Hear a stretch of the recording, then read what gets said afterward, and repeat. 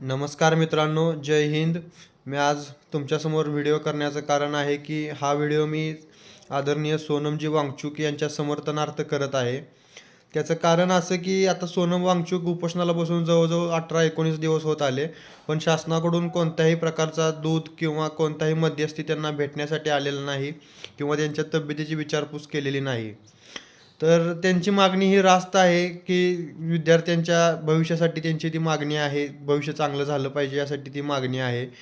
पण आता सध्या मी काही ठिकाणी बघतोय तर त्यांच्यावर असे आरोप व्हायला लागलेत की ते चायनाचे एजंट आहेत. त्याचबरोबर त्यांच्यासोबत जी मुलं आहेत ती देशद्रोही विधान करणारी आहेत. त्याचबरोबर त्यांनी काही म्हणजे फेक डिग्र्या वाटलेल्या आहेत मुलांना तिथं म्हणजे UGC मान्यता प्राप्त नसलेली शाळा काढून, विद्यालये काढून मुलांना म्हणजे महाविद्यालये काढून मुलांना त्यांनी फेक डिग्री सर्टिफिकेट्स वाटलेली आहेत. चुकीची बनावट अशी त्यांनी डिग्री सर्टिफिकेट्स वाटलेले आहेत असा त्यांचा आरोप होत आहे. पण यातला जर विचार करायला गेलं तर सगळ्यात पहिला आरोप म्हणायला गेलं तर झालता तो देशद्रोहाचा आरोप यांच्यावर, तिथल्या उपस्थित असलेल्या मुलांच्यावर. त्याच्यामध्ये असं आहे की म्हणजे मी जवळजवळ डिग्रीला होतो फर्स्ट इयरला. तेव्हापासून माझी आता डिग्री कंप्लीट होऊन 2-3 वर्ष होत आली. 3 वर्ष होत आली माझ्या आता डिग्रीला. तर मी फर्स्ट इयरला असल्यापासून मी असं ऐकतोय की जवाहरलाल नेहरू युनिव्हर्सिटी JNUमध्ये राडा झालता आणि त्या राड्यामध्ये मुलांनी म्हणजे काही मुलांनी म्हणजे ऑल इंडिया स्टुडंट फेडरेशनच्या मुलांनी देशाच्या विरोधात नारे दिले होते, घोषणा दिल्या होत्या. अशा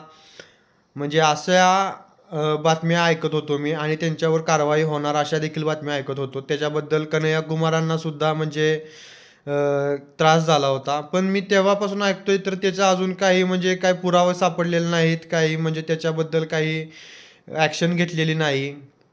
तसंच दुसरा आरोप हा की ते चायनाचे एजंट आहे असं म्हणतात. त्यांनी चायनाला ते समर्थन करतात असं म्हणतात. तर त्याच्याबद्दलही कोणता पुरावा उपलब्ध झालेला नाही. त्यांच्या विरोधात टाकलेली केस देखील म्हणजे मागं घेण्याची नामुष्की ओढवण्यात आली ज्याने टाकली त्यांना. त्याचबरोबर आणि तिसरे म्हणजे फेक डिग्री सर्टिफिकेटबद्दल. तर त्या फेक डिग्री सर्टिफिकेटचा सुद्धा कोणताही पुरावा ते अजून मिळालेला नाही. त्यांचा त्याच्यामध्ये सरळपणे समावेश होता सोनमजी वांगचुक यांचा असंही कुठं सापडलेलं नाही, आढळण्यात आलेलं नाही. तर त्यामुळे जेवढे आरोप झालेले आहेत ते बिनबुडाचे आहेत एवढंच समजते प्रथमदर्शनी तरी. आणि उगाच आरोप करण्यामध्ये काही अर्थ नाही. एक माणसाचा जीव महत्त्वाचा आहे. त्याच्या मागणी देखील रास्त आहे. तो काय जरी त्याचं समजा बाकीचे कोणत्या गोष्टीत हात आहे नाही माहीत नाही. प्रथमदर्शनी तर असंच दिसतंय की त्याचा कोणताही हात त्या गोष्टींमध्ये नाही.